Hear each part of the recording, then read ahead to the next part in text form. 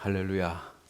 오늘 부활주의를 맞이해서 정말 여러분의 가정과 삶에 평강이 넘치기를 축복합니다. 예. 예수님이 부활하시고 나서 너희에게 평강이 넘칠지어다 하는 이 첫 마디는 오늘 우리에게 주신 말씀인 줄로 믿습니다. 부활하신 예수님을 만나면 평강이 넘치게 될 줄로 믿습니다. 그래서 오늘 제목은 부활신앙으로 살자 하는 말씀 드리겠습니다. 오늘 우리가 예수님이 우리를 위해서 십자가에 죽으심을 믿는 것도 참으로 귀한 축복입니다. 2000년 전에 있었던 그 사건을 믿는다고 하는 것은 우리에게 엄청난 복이에요. 그 사람이 믿게 해서 믿겠습니까? 하나님이 믿게 해주시는 그러한 믿음을 갖습니다. 예수님이 우리를 위해서 십자가에서 죽으시고 땅에 묻히시고 그리고 3일 만에 부활하신 날이 오늘 부활주일 날입니다. 기독교에 있어서 부활이 사실이냐 아니냐, 또 부활을 믿느냐 안 믿느냐, 이건 기독교인들에게는 별로 중요하지 않습니다. 왜냐하면 부활은 사실이기 때문에 그렇습니다. 사실을 내가 안 믿는다고 해서 그 사실이 없어지는 게 아니에요. 예? 우리가 믿을 수 있느냐 없느냐, 사실이냐 아니냐, 이건 별로 우리에게는 정말 안 중요해요. 정말 중요한 것은 뭐냐면 부활 신앙을 가지는 거예요. 부활 신앙을 가지는 것. 요한복음 20장에 보면 예수님이 부활하시는 내용이 나와 있어요. 그런데 그때에 도마는 그 자리에 없었어요.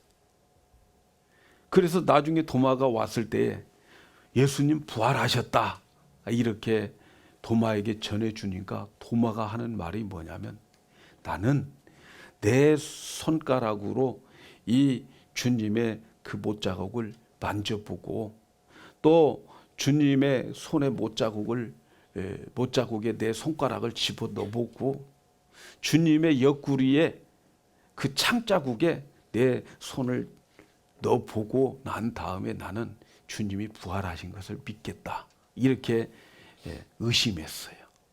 근데 예수님 부활하시고 8일 후에 제자들과 도마와 함께 있을 때에 예수님이 오셔서 다 만져봐라. 손에 못자국도 만져보고 옆구리에 창자국도 한번 손을 넣어보고 만져봐라. 그랬어요. 그래서 도마는 예수님의 부활을 확인했어요. 예수님은 정말 부활하셨구나. 부활의 실체를 확인했어요. 근데 그 다음 장에 있는 그 성경 구절을 보면은 역사적인 이 부활을 확인한 제자들이 요한복음 21장에서 보면 다 예수님 만났어도 옛날 직장으로 다 가버렸어요. 디베랴 바닷가에 고기 잡으러 가버렸어요. 부활을 확인했던 사람들인데 베드로가 나는 고기 잡으러 갈래. 그러니까 확인했던 도마도 또 다른 제자들도 다 옛날로 돌아가 버렸어요. 부활을 확인한다고 부활을 신앙을 가지는 것이 아니더라는 거예요. 부활 확인했지만 그들에게는 부활 신앙이 없었어요. 그래서 부활을 확인하는 것보다 더 중요한 것은 뭡니까? 부활 신앙을 가지는 거예요. 근데 예수님의 제자들은 언제 부활 신앙을 가지게 됐느냐면 오순절날 성령 세례를 받고 난 다음부터 부활 신앙을 가지게 됐어요. 그래서 이 제자들은 부활 신앙을 가지고 예수님의 부활을 증거하러 다니면서 예수님의 부활을 증거하다가 순교당하고 다 죽었어요. 그들이 다니면서 전하는 복음은 간단했어요. 초대교회의 복음은 간단했어요. 예수님 십자가에서 죽으시고 3일 만에 부활하셨습니다. 이것이 사도행전에 나온 초대교회의 복음이에요. 복음. 다른 것 전하지 않았어요. 예수님 부활하셨습니다. 당신들이 죽였던 그 예수님은 3일 만에 부활하셨습니다. 이것 전하러 다니다가 다 순교당했어요. 부활신앙을 그때 가졌다는 거예요. 오늘 우리도 부활주의를 맞이하면서 이러한 주님의 부활을 전해야 될 뿐만 아니라 또 우리에게는 부활신앙으로 살아가야 될 줄로 믿습니다. 그래서 오늘 이 말씀을 듣는 여러분들에게는 그리스도의 부활의 의미를 알고 그리고 그리스도의 부활신앙으로 살아갈 수 있기를 주님의 이름으로 축복합니다. 부활을 생각할 때 첫 번째 생각해야 될 것은 부활은 십자가 후에 있다는 것을 여러분 생각해야 돼요. 부활은 십자가 후에 생겼어요. 십자가 없는 부활은 없어요. 십자가를 통해서 부활이 이제 우리에게 드러나게 된 거예요. 예수님께서 30살 때에 요단강에서 세례를 베푸는 요한에게 찾아왔어요. 세례 요한에게 찾아와서 세례를 받으면서 안수를 받으면서 세례를 받았어요. 예수님이 세례 요한에게 찾아와서 안수 받으면서 세례를 받았는데 이 세례 받은 이 사건은 굉장한 의미가 있어요. 세례 요한은 구약의 마지막 선지자입니다. 예수님은 이 세례 요한을 가리켜서 여자가 난 중에서 가장 큰 자라 이렇게 소개했어요. 바로 이 예수님은 여자가 난 자 중에서 제일 큰 자에게 세례를 받으셨어요. 세례를 받을 때 안수를 하면서 우리가 세례를 하게 되는데 예수님이 세례 요한에게 그렇게 세례를 받으셨어요. 자, 안수라고 하는 것은 전가시키는 것을 말하는 거예요. 전달시키는 거예요. 구약 시대의 안수는 언제 있었느냐 하면은 속죄 제사를 드릴 때에 안수를 했어요. 내가 죄를 졌어요. 그래서 이 죄를 하나님 앞에 용서함을 받고 싶으면 이제 짐승을 데리고 성전에 오게 되는 거예요. 그러면 성전에 오면 제사장이 그 죄인의 손을 짐승의 머리에다가 딱 얹어놓고 안수를 하는 거예요. 그렇게 되면 이 사람의 죄가 짐승에게로 전달되는 거예요. 넘겨지는 거예요. 그걸 안수의 의미였어요. 그래서 이 안수가 끝나면 그 사람이 보는 앞에서 이 짐승을 죽이는 거예요. 그러면 이 죄인은 내 죄 대신 저 짐승의 생명이 죽는구나. 저런 것처럼 누군가가 나를 위해서 죄 없는 누군가가 나를 위해서 저렇게 죽어 주어야 되는구나 라고 생각하고 하나님이 그 누군가를 보내줄 메시아, 이 메시아를 대망하게 만들게 되는 거예요. 그래서 구약의 백성들은 메시아를 보내주실 하나님을 믿음으로 구원을 받는 거예요.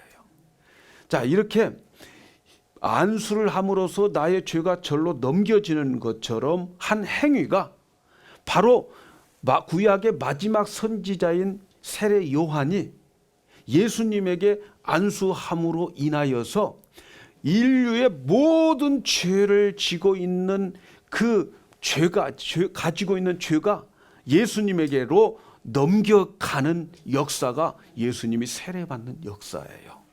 그래서 예수님께서 세례를 받으시고 난 다음부터 세례 요한은 요한복음 1장 29절에 뭐라고 예수님을 소개합니까?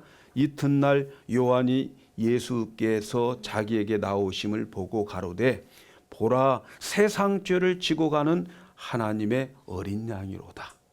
이제 예수님이 세례 요한으로부터 세례를 받으면서 인류의 모든 죄가 예수님에게로 다 옮겨졌을 때 그때부터 예수님의 삶은 세상 죄를 지고 가는 삶을 사는 거예요. 그래서 예수님은 이 세상의 모든 죄를 짊어지고 그리고 그 죄를 감당하시고 십자가에서 죽으신 거예요. 이사야 예언대로 우리 무리의 죄악을 그에게 담당시키셨도다 하는 그 예언이 이루어진 거예요. 이제 예수님은 세상 죄를 짊어지고 십자가에서 저주와 형벌을 받으십니다. 죄의 삭은 사망이다 라고 하는 것처럼 예수님은 세상의 모든 죄의 삭으로 십자가에서 사망하시고 그리고 무덤에 장사된 거예요. 그리고 부활하셨어요. 이렇게 예수님의 부활은 십자가 다음에 온 부활이라는 것을 아셔야 돼요. 그 다음 둘째 번 우리가 생각해야 될 것은 예수님의 부활은 우리가 의롭다라고 하는 것을 증거하기 위해서 부활하셨다, 그렇게 말씀하고 있습니다. 예수님이 사망 권세를 이기시고 무덤에서 부활하셨어요.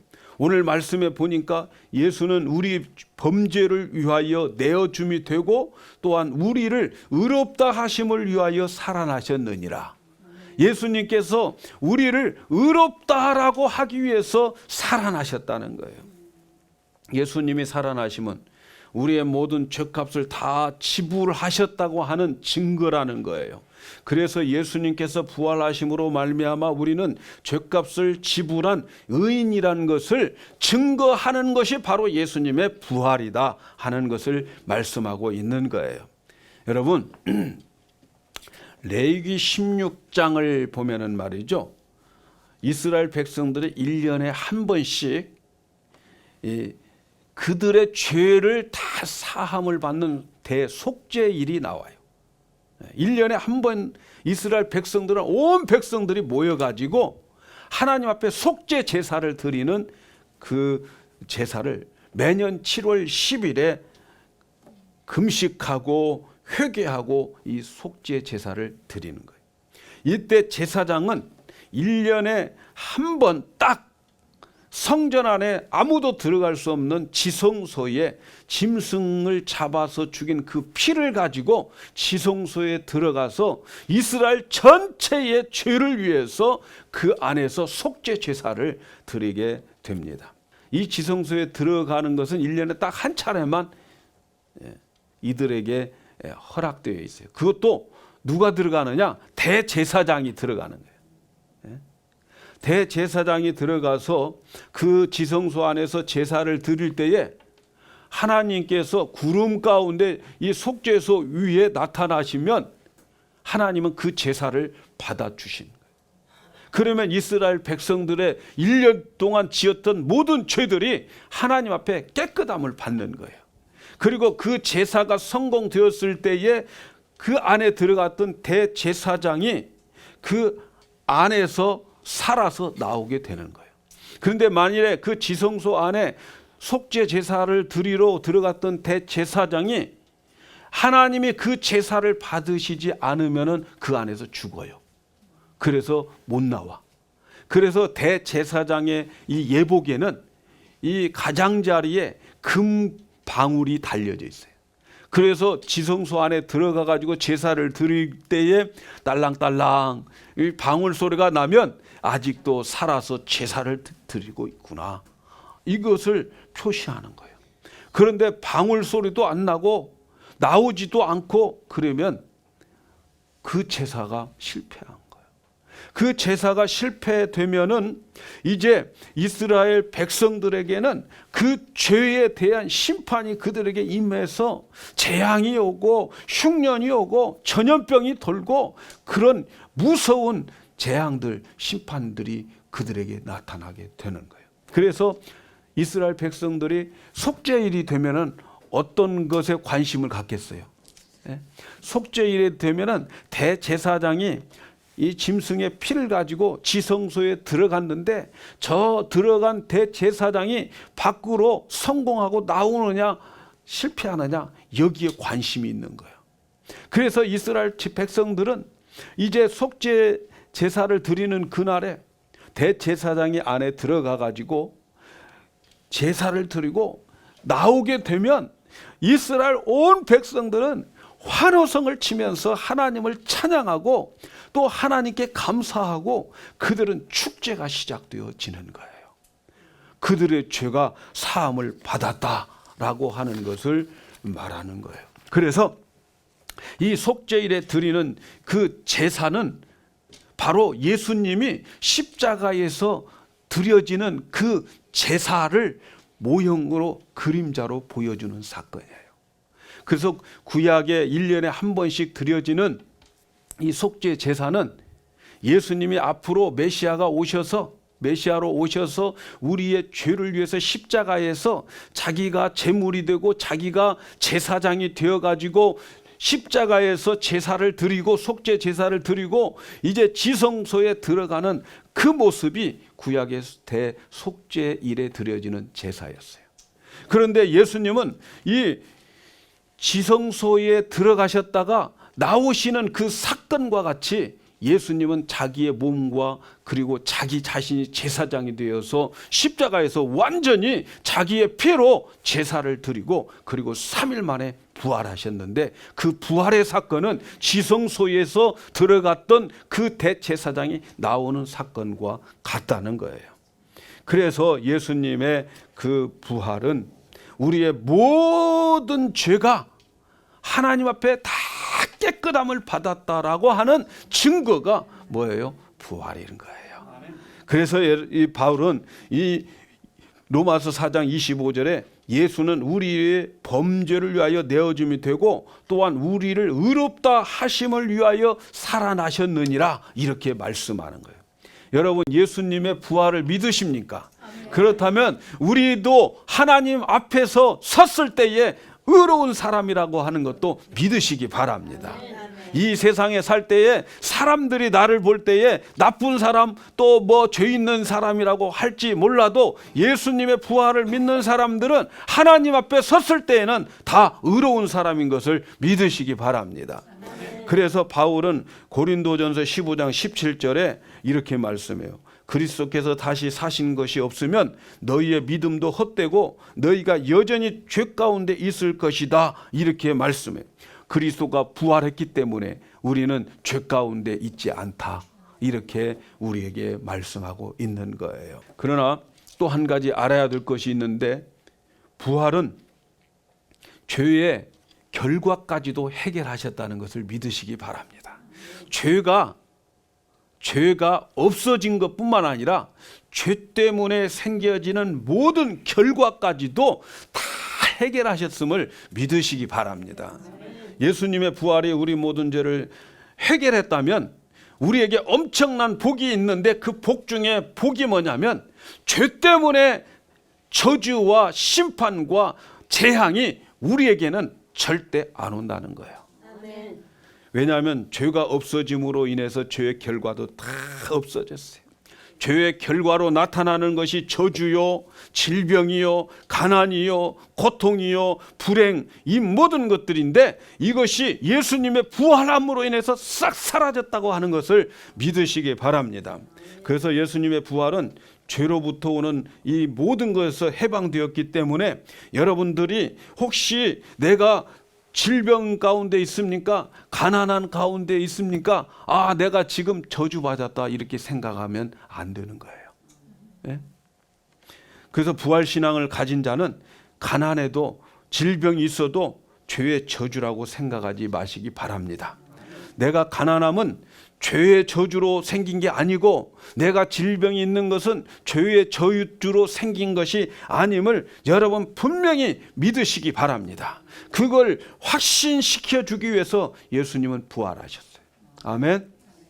이제는 다시는 죄 때문에 재앙이 안 온다. 믿으시기 바랍니다. 오늘날 많은 사람들이 예수님이 나의 죄를 위해서 다 십자가에서 해결했다고 믿으면서도 자기가 병들면 내가 저주받았나? 내가 가난하면 내가 저주받았나?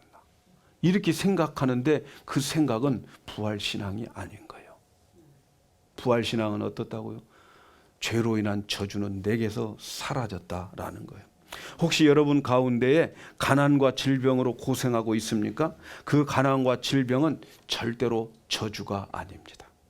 그 속에 분명한 하나님의 뜻이 있고 하나님의 분명한 사랑이 그 속에 있음을 믿으시기 바랍니다. 예?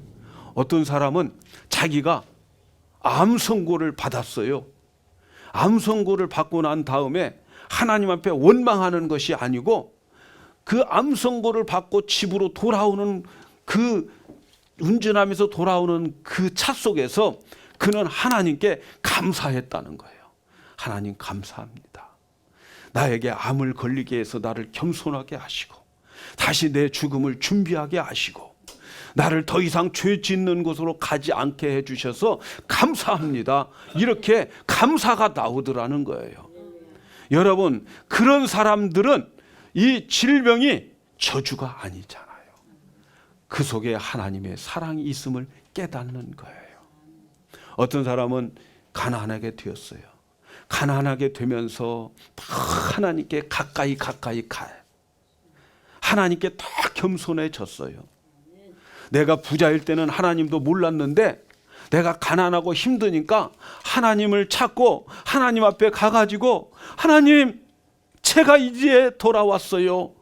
하나님, 저 같은 사람도 또 받아줄 수 있나요? 이렇게 하나님 앞에 나가면서 하나님의 사랑을 더 깊이 깨닫게 되는 거예요. 여러분, 부활을 믿는 여러분들에게는 질병도 가난도 어떠한 재앙도 어떠한 사고도 절대로 저주가 아닙니다. 그 속에 하나님의 사랑이 있고 하나님의 깊은 뜻이 담겨져 있음을 믿으시기 바랍니다. 그래서 여러분, 우리가 언제든지 우리에게 그런 내가 원치 않는 그런 일들이 우리에게 올 때에 좀 이해하기가 힘들고 좀 그렇게 하기 쉽지 않아도 여러분 하나님께 물어보셔야 돼요. 하나님, 왜 이런 일이 나에게 있을까요? 하나님, 왜 이런 일이 나에게 있을까요? 분명히 하나님은 나를 저주하시는 분 아닌데 왜 이런 일이 내게 있을까요? 이렇게 물어보셔서 하나님의 뜻을 찾으시기를 바랍니다. 하나님의 뜻은 성경은 이렇게 말합니다. 그의 뜻은 언제나 선하시고 기뻐하시고 온전하게 이루어 주신다는 거예요. 하나님의 뜻이 내 마음하고 맞지 않고 내 생각으로 맞지 않아도 내가 하나님의 뜻이라고 생각하고 그걸 결정하고 그대로 나가면 나중에 가면 그 뜻은 항상 선하게 역사하고 항상 나에게 마지막은 기쁨을 주고 그리고 그 뜻은 항상 하나님의 지혜로 완벽하게 되어지더라 하는 겁니다.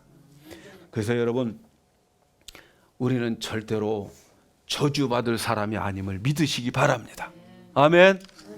마귀는요, 우리를 죄짓게 하고 죄의 결과로 저주와 가난과 질병의 고통을 받도록 이렇게 날마다 우리를 죄짓게 만들어요. 사망으로 들어가게 만들어요. 그러나 여러분, 예수님의 부활하심으로 말미암아 마귀는 이제는 완전히 패배했어요. 그래서 여러분, 이 마귀로부터 유혹을 받아서 우리가 죄를 지었어요. 과거에도 죄를 짓고요. 오늘 또 죄를 짓고 또 미래 내일 또 여러분 죄 지을 거예요. 예? 그러나 여러분, 이런 모든 죄 지을 것, 내일 지을 것, 10년 후에 지을 죄도 예수님의 십자가의 보혈로 다 그 해결하셨다는 것을 믿으시기 바랍니다. 이걸 믿으라고 예수님이 부활하셨다는 거예요. 다 갚아버렸음을 믿으시기 바랍니다. 그래서 마귀가 우리를 유혹하여 죄를 짓게 하여도 우리는 십자가에서 죽으시고 부활하신 예수님의 이름을 부르고 그 앞에 고백만 하면 피와 같은 붉은 죄도 눈과 같이 희게 해 주시는 능력이 예수님의 보혈에 다 들어 있습니다. 그래서 부활신앙을 가진 자들은 죄의 저주에서 자유함을 얻습니다. 예수님의 십자가의 대속의 죽음이 우리의 모든 죄를 용서했다고 하는 것을 믿으라고 예수님은 부활하셨음을 믿으시기 바랍니다. 그래서 여러분 이걸 아셔야 돼요. 예수님이 부활하셨다고 하는 것은 우리가 죄를 이제 더 이상 안 짓는다는 말이 아닙니다, 여러분. 예수님이 부활하셨다고 하는 것은 우리가 여전히 이 죄를 짓고 있다고 해도 그 부활의 증거는 우리가 죄를 짓고 있지만, 연약해서 죄를 짓고 있지만 우리가 부활하신 예수님의 이름을 부르면서 그 앞에 고백하면 전부 다 우리는 이 눈과 같이 희어지게 우리의 죄를 맑게 해주신다는 거예요. 예? 그러니까 예수님의 부활이 우리 죄 짓지 못하게 하는 게 아니에요. 죄 지어도 우리는 그 앞에서 눈과 같이 희게 깨끗해질 수 있는 능력이 있다는 거예요. 아멘. 사랑하는 여러분, 우리는 얼마나 연약한 존재인지 몰라요. 예? 로마서 7장에 보면은 우리는 죄의 법 아래에 있다고 말씀하잖아요. 죄의 법 아래에 있어요. 자, 이 법이 있다면 이 죄의 법 아래 우리가 살아요. 죄의 법 아래에 있다고 하는 것은요, 우리 다 죄를 짓고 산다는 거예요. 죄를 안 지려고 몸부림쳐도 죄 짓고, 죄 지려고 생각해도 죄 짓고, 할 수 없이 우리는 죄를 짓는 사람이라는 것을 여러분 믿으시기 바랍니다. 그래서 우리는 연약해서 죄를 지어요. 육신을 가지고 있는 한 다 죄 짓습니다. 목사도 죄 짓고, 장로도 죄 짓고, 다 성도들도 다 죄 지어요. 그래서 우리가 발각되지 않아서 그렇지 다 죄 지었어요, 여러분. 예? 다행인 거지. 우리가 발각되지 않아도, 발각되지 않았음에도 우리가 하나님 앞에 먼저 고백해버리면 말이죠, 그 죄 없다는 거예요. 그러니까 오늘 여러분 가시기 전에 발각되지 않은 것 하나님 앞에 고백해버리면 하나님도 잊어버리고 사람들은 알지도 못해. 회개하면 되는 거예요. 이게 부활의 능력인 거예요. 예? 우리 하나님은요, 우리가 회개한 것은 하나님은 기억도 못합니다. 여러분, 하나님이 우리의 죄를 기억 못한다는 것은요, 하나님의 전지전능함 때문에 그래요. 전능함이 기억 못해요. 여러분, 우리는 내 마음에 상처를 주고 또 내가 지었던 이 죄도 하나님 앞에 고백하면은 하나님은 기억 못하는데 우리는 기억해. 예? 회개했어도 기억해. 회개했어도 또 마음이 찔리고 그렇잖아요. 우리는 왜 그럴까요? 우리는 전능하지 못해서 그래. 근데 하나님은 아예 기억하지 않아요. 왜? 하나님의 능력으로 기억 안 한다니까요. 네? 그래서 어떤 권사님이 이제 기도하면 주님의 음성을 들어요. 그러면서 이제 목사님, 오늘 주님이 이렇게 말씀하셨어요. 그래서 주님이 이렇게 하시라고 하는데요. 이러한 신령한 영적 삶을 사는데 목사님은 그분이 그렇게 하는 것을 못마땅하는 거예요. 예? 신령하게 사는 그 못마땅. 내가 들려주는 말이나 잘 듣고 살지. 예. 여러분, 제가 들려주는 말 속에서 여러분한테 주님의 음성으로 들어야 되는 거예요. 아멘. 근데 하도 그런 식으로 신앙생활을 하니까 권사님에게 어느 날 이렇게 말해요. 권사님, 그 주님에게 내가 신학교 다닐 때에 굉장히 큰 죄를 하나 졌는데 그 주님에게 내가 무슨 죄 졌는가 한번 물어보면은 그래서 그 죄가 뭔지 알아맞히면 내가 이제부터 권사님 믿겠습니다. 그랬어요. 알았어요, 목사님. 그리고 이 권사님이 기도하셨어요. 주님께 간절히 기도하는데 나중에 주님이 음성이 들리더라는 거예요. 야, 사랑하는 딸아, 너희 담임 목사 신학교 다닐 때에 큰 죄를 분명히 졌을 건데, 그런데 말이야, 너희 담임 목사님이 회개해버려 가지고 내가 모르겠다. 그러더라고요. 예? 할렐루야. 여러분, 우리가 어떤 죄를 졌어도 우리가 하나님 앞에 회개하면 부활하신 그 주님을 믿고 그 이름을 부르며 회개하면 하나님 기억도 못합니다. 동이 서가 먼 것처럼 하나님은 멀게 느껴지고 기억조차도 못하신 그 능력이 바로 부활을 믿는 여러분들에게 그 은혜가 있습니다. 그러니까 우리는 부활신앙을 믿으면은 얼른 어떻게 해야 되겠어요? 해결할 수 있는 방법이 뭐겠어요? 네? 회개입니다. 고백하는 거예요. 네? 예수님이 부활하셨음을 믿고 우리의 모든 죄를 하나님 앞에 고백하는 거예요. 고백. 회개하려고 하나님께 헌금할 필요도 없어요. 속죄물 드릴 필요도 없어요. 여러분, 십자가에서 죽으신 예수님은 하나님의 아들입니다. 하나님의 아들은 하나님의 아들의 피 한 방울만 그에게 떨어져도, 우리를 위해서 하나님의 아들의 피 한 방울만 있어도 인류의 모든 죄를 다 깨끗하게 하실 수 있는 능력이 있습니다. 이거 믿으십니까? 그런데 보십시오. 그 예수님은 하나님의 아들로서 십자가에서 그의 모든 피를 다 쏟아버렸어요. 한 방울이 아니라 다 쏟아버리고 물을 쏟아버리고, 그래서 우리의 죄를 대신해서 다 갚아버렸습니다. 바로 이 예수님의 이 공로에는 말이죠, 우리 믿는 사람뿐만 아니라 믿지 않는 모든 사람들도, 불교 신자도 모슬렘 신자도 남녀호랑교 신자도 다 그 피가 다 그들의 죄까지 다 없애버렸어요. 그런데 문제는 뭡니까? 그 앞에서 고백하지 않는다는 거예요. 조건이 뭡니까? 우리가 예수 그리스도를 믿고 그 앞에서 고백만 하면 되는 거예요.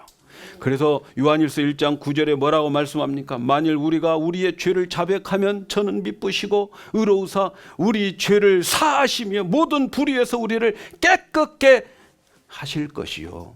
아멘. 우리가 고백만 하면 되는 거예요. 내 죄 졌습니다 하고 하나님 이 물질 받으세요, 이 선물 받으세요, 필요 없습니다. 오직 부활하신 예수님을 믿고 받아들이고 그 앞에 나의 죄가 생각나거든 고백하면 피와 같이 붉은 죄, 눈과 같이 희게 깨끗하게 만들어 주실 능력이 있음을 믿으라고 부활하셨습니다. 아멘. 그래서 우리는 십자가에서 죽으시고 부활하신 그분 때문에 우리는 모든 죄의 저주에서 사라졌어요. 여러분, 지금까지 죄 지은 것 있습니까? 고백하십시오. 저주가 사라지게 됨을 믿으시기 바랍니다. 이제 부활신앙을 가진 사람들은 그 죄에서 자유함을 얻습니다. 그리고 이제 부활신앙을 가진 사람은 어떻게 삶을 살아가느냐? 사랑과 용서로 살아갑니다. 여러분, 부활신앙을 가진 자는 늘 죄 사함에 대해서 감사해요. 부활신앙을 가진 자는 십자가를 늘 붙잡으면서 감사해요. 그래서 부활신앙을 가진 자는 누가 죄를 지으면 너 죄인이야 라고 정죄하지 않고 손가락질하지 않습니다. 여러분, 부활신앙을 가진 자는 어떤 사람이 죄를 지었으면 예수님이 당신의 그 죄 때문에 십자가에서 죽으시고 부활하심으로 인하여 당신의 죄를 감당했음을 증명하고 있습니다. 그 예수님께로 나오세요. 이렇게 말하는 거예요. 이제 우리는 그만 정죄하고 그만 비판하고 십자가를 지시고 부활하신 예수님께로 그들을 갈 수 있도록 인도해야 됩니다. 그래서 부활신앙을 가진 자는 용서하고 이해할 수 있어야 되는 거예요. 예수님의 부활은 사랑과 용서입니다. 오늘날 교회 안에 사랑과 용서가 너무너무 필요한 때입니다. 교회뿐만인가요? 교회뿐만이 아니라 세상에도 사랑과 용서가 너무 필요해요, 여러분. 예? 요즘 우리 사회에 필요한 것이 용서인 것 같아요. 죄를 지적하고 정죄하는 것보다 용서가 더 필요해요. 모든 사람이 죄인인데 자기들은 죄가 없는 것처럼 생각해요. 안 들켰다고 죄가 없는 것처럼 생각한다는 말이지요. 사랑하고 용서하는 것이 기독교입니다. 어떤 사람은 남의 잘못을 어쩌면 그렇게 잘 끄집어내는 달란트가 있는지 몰라. 이런 달란트 이제는 어떻게 해야 돼? 그만 버리고 새로운 달란트 개발해야 돼. 남을 좀 감싸주고 사랑해주고 용서해주는 쪽으로 내 달란트가 개발될 수 있도록 우리 다 같이 기도합시다. 예? 어쩌면 그렇게 가는 곳곳마다 정죄하고 비판하고 그런 소리들이 많이 들리는지 몰라요. 매스컴 보세요. 뉴스가 다 그래요. 뉴스가. 비판하지 말라고 그러잖아요. 비판하지 않으면 너도 비판을 받지 않을 것이다. 긍휼이 필요합니다. 긍휼히 여기는 자는 긍휼히 여김을 받을 것이라고 말씀합니다. 부활신앙을 가진 자는 모두 다 죄 용서함을 받았다는 신앙을 가진 자입니다. 나만 용서함 받은 것이 아니라 다른 사람들도 다 용서함을 받았다고 하는 것이죠. 자기만 용서받은 것처럼 생각하지 맙시다. 나만 용서받을 사람이라고 생각하지 맙시다. 내가 용서받았으면 다른 사람도 용서받을 수 있을 자격이 있다는 것을 우리 인정하십시다. 부활신앙을 가진 자는 정죄하지 말고 부활하신 예수님을 소개하는 데 열심을 내야 될 줄로 믿습니다. 부활신앙은 바로 그 죗값을 지불했다는 증거라고 전해주셔야 됩니다. 바로 그분 앞에 당신의 죄를 고백만 하면 됩니다. 그분을 인정하고 그분 앞에 고백만 하면 당신은 깨끗함을 받습니다. 이렇게 주님께 인도해야 될 줄로 믿습니다. 마지막 생각해 볼 것은 여러분, 예수님의 부활은 내 부활입니다. 나도 예수님처럼 부활한다는 것을 믿으시기 바랍니다. 부활신앙의 가장 중요한 것은 부활신앙인데 나도 예수님처럼 부활해서 영원히 예수님과 함께 산다는 거예요. 그래서 예수님은 잠자는 자의 첫 열매가 되셨다 이렇게 말씀합니다. 예수님이 첫 열매니까 그 뒤에 저와 여러분들은 다음 열매로 될 것입니다. 그래서 고린도전서 15장 23절에 그러나 각각 자기 차례대로 되리니 먼저는 첫 열매인 그리스도요 다음에는 그리스도 강림하실 때에 그에게 붙은 자다 이렇게 말씀합니다. 이제 예수님의 재림하실 때에 예수님께 붙은 자들은 다 그리스도의 몸처럼 똑같은 부활의 몸으로 변화될 줄로 믿습니다. 예수님께 붙어있는 자들이 어떤 자들입니까? 예수님을 믿는 자들이에요. 예수님을 믿는다는 것은 예수님을 영접한다는 말입니다. 그래서 예수님께서 우리에게 말씀하셨어요. 요한복음 11장 25절 26절에 보니까 예수께서 가라사대 나는 부활이요 생명이니 나를 믿는 자는 죽어도 살겠고 무릇 살아서 나를 믿는 자는 영원히 죽지 아니하니니 이것을 내가 믿느냐? 예수님은요 나는 부활이고 생명이라고 말씀했어요. 여러분 예수님이 죽은 자 가운데 살아났기 때문에 부활이 아니고 예수님은 예수님 자체가 부활이에요. 나는 부활이요 나는 생명이요. 예수님은 부활 자체입니다. 여러분 예수님이 동정녀 마리아에게서 태어난 그 아기가 바로 이 부활이에요. 예수님이 가서 복음을 전하고 환자들을 고쳐주고 또 문둥병자를 치료해주고 했던 그 예수님이 바로 부활입니다. 부활이신 예수님이 십자가에서 우리를 위해서 죽어주셨어요. 부활이 죽었고 부활이 묻혔고 부활이 다시 살아난 거예요. 예수님 자신이 부활임을 믿으십니까? 그런데 여러분들이 그 부활이신 예수님을 영접했다면 그 부활이 여러분 안에 와 계시고 여러분이 바로 그 부활이에요. 아멘. 예수님의 부활이 나의 부활임을 믿으시기 바랍니다. 예수님은 나는 부활이라고 말씀하셨어요. 아멘. 그래서 우리가 부활 자체입니다. 믿습니까? 왜? 내 안에 누가 있으니까? 부활이신 예수님이 계시니까. 예? 우리는 여러분 이렇게 한번 살아보십시오. 이렇게 한번 예수를 믿어보십시오. 아, 예수님은 나의 구세주야. 여기보다 더 깊은 신앙은 예수님은 나의 부활이야. 예? 예수님은 나의 부활이야. 예수님이 내 안에 있으니까 나는 죽어도 살고 살아서 믿기 때문에 영원히 산다. 이게 더 높은 신앙인 것을 믿으시기 바랍니다. 이게 부활 신앙이에요. 그래서 예수님의 부활을 믿는 자는 산 소망을 갖는다고 말해요. 그럼 베드로는 이렇게 고백해요. 베드로전서 1장 3절에 보니까 찬송하리로다 우리 주 예수 그리스도의 아버지 하나님이 그 많으신 긍휼하심 대로 예수 그리스도의 죽은 자 가운데에서 부활함으로 말미암아 우리를 거듭나게 하사 산 소망이 있게 하셨다. 이렇게 말씀해요. 예수님의 부활로 우리를 거듭나게 해서 산 소망을 갖게 해주셨다는 거예요. 이제 부활 신앙을 가진 자들은 십자가에서 예수와 함께 죽고 이제는 새로운 생명으로 거듭나서 산 소망으로 생명으로 살아가는 거예요. 그래서 옛사람의 생각과 마음은 십자가에 다 죽었습니다. 이제는 성령으로 거듭나서 새 생명으로 살아가야 돼요. 아멘. 우리는 새 생명으로 살아가는 자들이에요. 그래서 로마서 6장 4절에 이렇게 말씀합니다.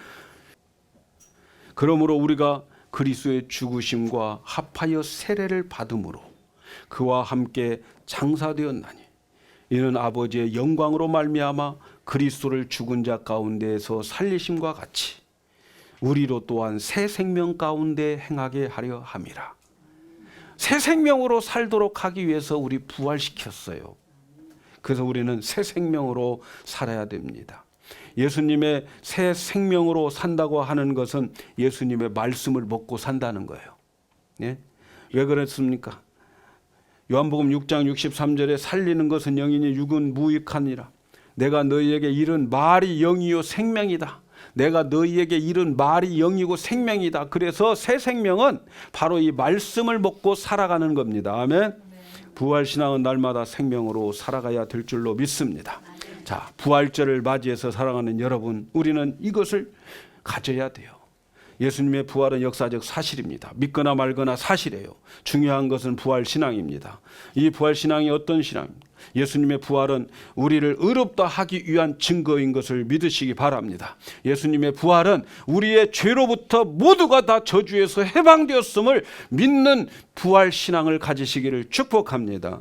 이제 우리는 담대하게 사시기를 바랍니다. 죄를 지었습니까? 부활하신 예수님의 이름을 부르면서 그 앞에 고백하면 우리의 모든 죄가 깨끗하게 되어질 줄로 믿고 살아가는 것이 부활신앙입니다. 이제 부활신앙을 가지고 있는 여러분들, 예수님의 부활은 사랑과 용서입니다.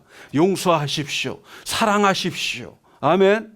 정죄하지 마시고 용서하시고 사랑하시면서 부활하신 예수님께로 인도하는 데 열심을 내야 될 줄로 믿습니다.